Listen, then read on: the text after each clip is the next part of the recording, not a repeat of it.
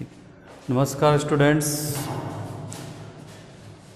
जैसा कि हमने इससे पहले आपको मैंने प्रॉफिट एंड लॉस अकाउंट का फॉर्मेट बनाया था और उसमें मैंने आपको एक्सप्लेन किया था कि किस तरीके से हम एक प्रॉफिट एंड लॉस अकाउंट को मेंटेन करते हैं, बनाते हैं। एक क्वेश्चन हमने यहाँ पे सॉल्व किया है, ठीक है। एक क्वेश्चन इसमें सॉल्व करके मैंने आपको एक्सप्लेन करने का प्रयास कर रहा हूँ मैं आपको।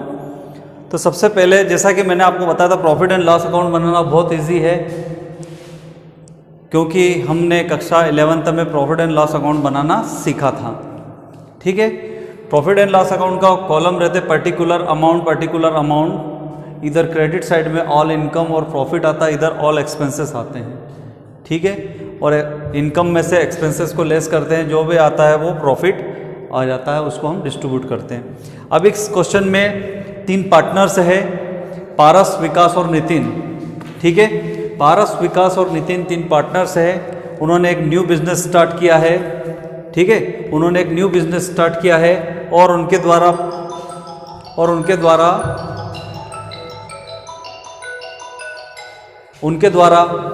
फर्म में कैपिटल लगाई गई है 10,000, 8,000 और 6,000 रिस्पेक्टिवली उनके द्वारा। इसके बाद फर्म में उनमें उनका शेयरिंग रेशो भी डिस्ट्रीब्यूट दे रखा है, आपको क्वेश्चन में 3:1:1 डिस्ट्रीब्यूट दे रखा है। इसके बाद पार्टनर्स को उनके द्वारा जो कैपिटल प्रोवाइड की गई, उस कैपिटल पर उनको 5% इंटरेस्ट ऑन कैपिटल देना है, ठीक है। फिर उसके बाद 2 पार्टनर्स है, पारस और विकास, उनको दोनों को सैलरी प्रोवाइड होती है। इसके बाद पार्टनर्स जो है फर्म से 500 रुपीज़ विड्रॉ करते हैं और फर्म का प्रॉफिट आपको क्वेश्चन में दिया हुआ है। तो कुछ नहीं करना था हमें, जो हमारे पास फॉर्मेट बना हुआ था, जैसा मैंने आपको एक्सप्लेन करके दिया भी था कि कुछ नहीं करना था उसमें। सबसे पहले आपको उसमें प्रॉफिट देखना था। प्रॉफिट को हमने सबसे पहले यहाँ पर बाय बैलेंस बीडी के नाम से शो कर दिया।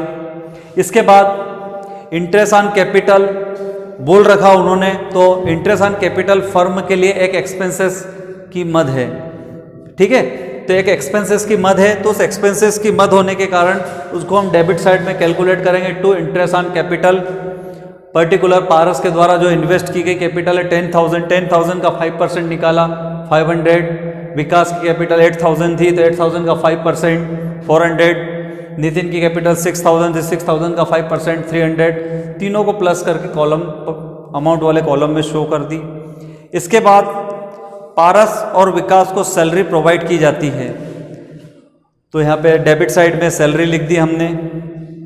पारस एंड विकास 800 पर annum और 600 पर annum के हिसाब से उनको सैलरी प्रोवाइड की जाती है, और सैलरी हमने प्रोवाइड कर दी है। इसके बाद प्रॉफिट एंड लॉस से रिलेटेड सारी एंट्रीज हमने प्रॉफिट एंड लॉस अकाउंट में फिलअप कर दी। फिलअप करने के बाद अब हमें यहाँ पर प्रॉफिट या लॉस कैलकुलेट करना है। तो सबसे पहले कैलकुलेट करने से पहले हमें ये देखना पड़ेगा कि हमारा जो डेबिट साइड है और क्रेडिट साइड, ये जो है हमारा क्रेडिट साइड होता है और ये होता है हमारा डेबिट साइड, ठीक है। तो हमें सबसे पहले ये देखना रहता है कि डेबिट साइड का बैलेंस बड़ा है या क्रेडिट साइड का बैलेंस बड़ा है, ये हमें सबसे पहले देखना पड़ता है। तो वैसे तो देखा जाए तो 90 से 80% क्वेश्चन में प्रॉफिट साइड क्रेडिट साइड का टोटल बड़ा रहता है, इसलिए क्रेडिट साइड का बैलेंस का हमने टोटल लगाया। टोटल हमारा 6,200 रुपीज़ आया। उसको हमने हमारे वर्किंग नोट में अलग से नोट कर लिया। उसके बाद डेबिट साइड का बैलेंस जस्ट इसके नीचे लिखकर उसको हमने, जो हमारा प्रॉफिट आया 6,200 टोटल आया जो है, उसको डेबिट साइड के बैलेंस से उसको लेस कर दिया। लेस करने के बाद जो हमारे पास अमाउंट आई 3,600 रुपीज़, ये इस फर्म का क्या आया, प्रॉफिट आया।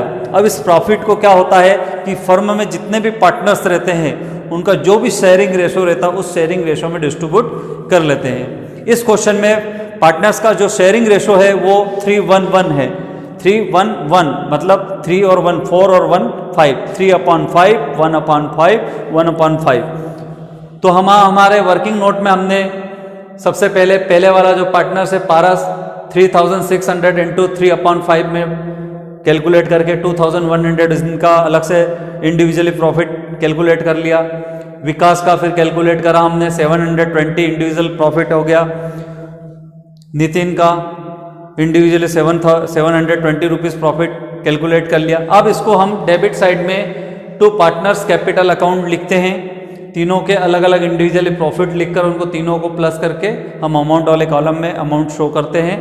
और यहाँ पर हम यहाँ पे बैलेंसिंग अमाउंट का चिन्ह लगा देते हैं, रिमार्क लगा देते हैं। रिमार्क इसलिए लगाया जाता है क्योंकि इससे हमें पता चलता है कि हमने इस क्वेश्चन में पार्टनर्स का जो प्रॉफिट है वो हमने कैलकुलेट किया है।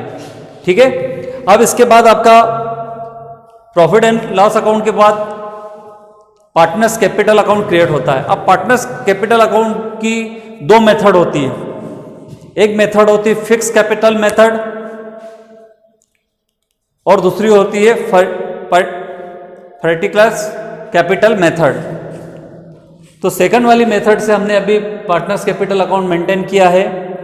ठीक है, दोनों कैपिटल के बारे में मैंने आपको उस समय समझाया भी था। फिक्स कैपिटल मेथड में पार्टनरशिप फर्म जितनी पीरियड तक पार्टनरशिप फर्म चलती है उनकी कैपिटल में किसी भी प्रकार का कोई चेंजेस नहीं होता है, वही की वही कैपिटल पर ईयर रहती है। किंतु सेकंड मेथड जो होती है उस सेकंड मेथड में पर ईयर कैपिटल में चेंजिंग होता है, किसी ईयर इंक्रीज होती है, किसी ईयर डिक्रीज भी हो जाती है। ठीक है, तो सबसे पहले हम